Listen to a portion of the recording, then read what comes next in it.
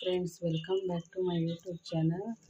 ಕಹಿನೇ ಇಲ್ದಿರೋ ಅಂತಹ ಹಾಗಲಕಾಯಿ ಸ್ವೀಟ್ಸ್ನ ಹೇಗೆ ಮಾಡೋದು ಅಂತ ತೋರಿಸ್ತಾ ಇದ್ದೀನಿ.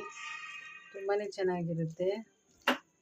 ಮೊದಲಿಗೆ ನಾನು ಹಾಗಲಕಾಯಿನ ಬೀಜ ತೆಗೆದಿರ ಕಟ್ ಮಾಡಿ ಚೆನ್ನಾಗಿ ತೊಳ್ಕೊಂಡು ಸ್ವಲ್ಪ ಎಣ್ಣೆ, ಉಪ್ಪು, ಅರಿಶಿನ ಹಾಕಿ ಎಣ್ಣೆಲ್ಲೇ ಹುರ್ಕೋತಾ ಇದ್ದೀನಿ ಹಾಗಲಕಾಯಿನ.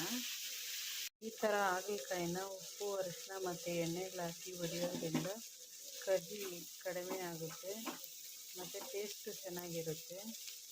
ಈಗ ಅರ್ಧ ಹಾಗಲಕಾಯಿ ಆಲ್ರೆಡಿ ಬೆಂದ್ಕೊಂಡಿದೆ. ಈಗ ಇದಕ್ಕೆ ನಾನು ತುರಿದಿರೋಂತಹ ಬೆಳ್ಳುಳ್ಳಿ ಸೇರಿಸ್ಕೊತಾ ಇದ್ದೀನಿ, ಒಂದು ಟೊಮೊಟೊ ಸೇರಿಸ್ಕೊತಾ ಇದ್ದೀನಿ,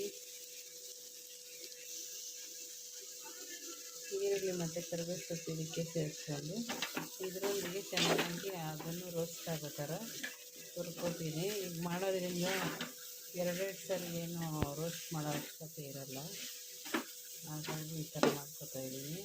ನೀವು ಬೇಕಿದ್ದರೆ ಇಲ್ಲ ನಾವು ಸಪ್ರೇಟಾಗಿ ರೋಸ್ಟ್ ಮಾಡ್ಕೊತೀವಿ ಅಂದರೆ ಹಾಗಲಕಾಯಿನ ರೋಸ್ಟ್ ಮಾಡಿಕೊಂಡು ಆಮೇಲೆ ಒಗ್ಗರಣೆ ಥರ ಮಾಡಿಕೊಂಡು ಹಾಕ್ಬೋದು.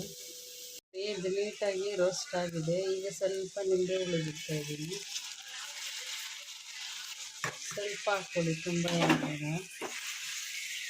ಮನೇಲೆ ಮಾಡಿರೋಂತಹ ಸಾಂಬಾರು ಪುಡಿ ಸ್ವಲ್ಪ ಹಾಕ್ಕೊತಾ ಇದ್ದೀನಿ,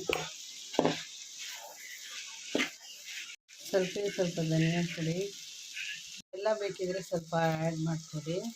ನಾನೀಗ ಸ್ವಲ್ಪ ಕಡಲೆಬೀಜ, ಕಡಲೆಪಪ್ಪನ್ನ ಹುರ್ಕೊಂಡು ಪುಡಿ ಮಾಡಿರೋದು ಸ್ವಲ್ಪ ಸೇರಿಸ್ಕೊತಾ ಇದ್ದೀನಿ.